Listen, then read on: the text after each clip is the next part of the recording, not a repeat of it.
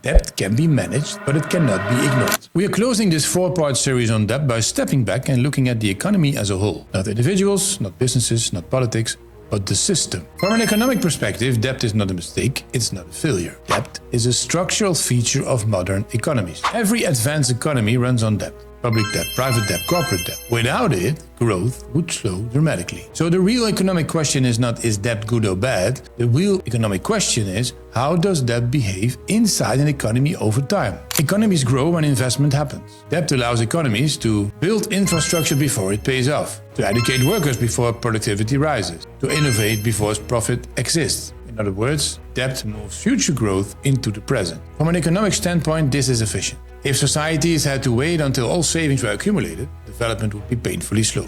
Debt compresses time.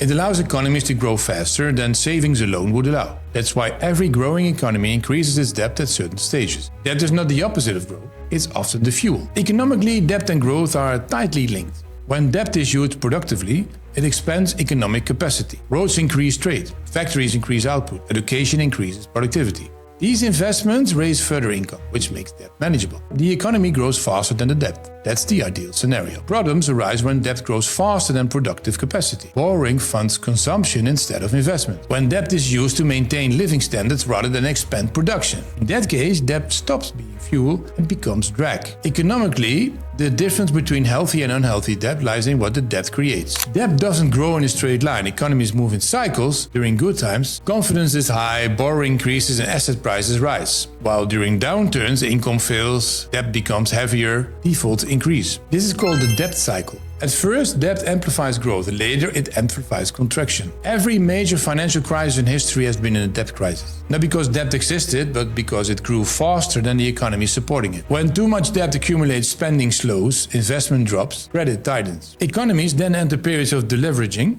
paying down or restructuring debt. That process is painful, but is necessary. Economically, debt crises are not accidents. They are corrections. From an economic perspective, not all debt is equal. Examples: infrastructure, technology, education, business expansion. Unproductive debt does not increase earning capacity. So think of excessive consumption, asset speculation without cash flow, borrowing to cover structural deficits. Economies dominated by productive debt trend to growth. This distinction is crucial because high debt alone doesn't doom an economy. Low productivity does. Debt also interacts closely with inflation. Inflation reduces the real value of debt over time. From an economic perspective, moderate inflation makes debt easier to manage. This is one reason central banks tolerate some inflation. However, inflation is a double-edged sword. If inflation rises too fast, interest rates increase. Debt service costs raise. Stability is threatened because economies aim for balance. Debt becomes an economic problem when 3 things happen at the same time. 1. Growth slows. 2. Debt continues to rise. 3. Confidence weakens. At that point, debt stops circulating productivity. Money is used to service old obligations instead of creating new value. Economies become defensive rather than innovative. This is why governments, businesses and households are all free pressure at once.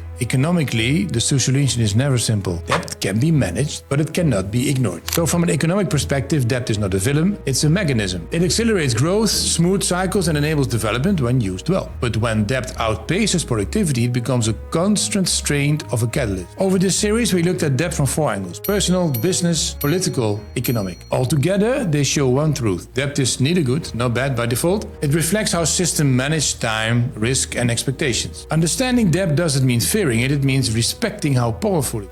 Thanks for watching. My name is Remco Coerman. This is the Coerman Class Finance and Business School, sponsored by Epic Edges. See you in the next video.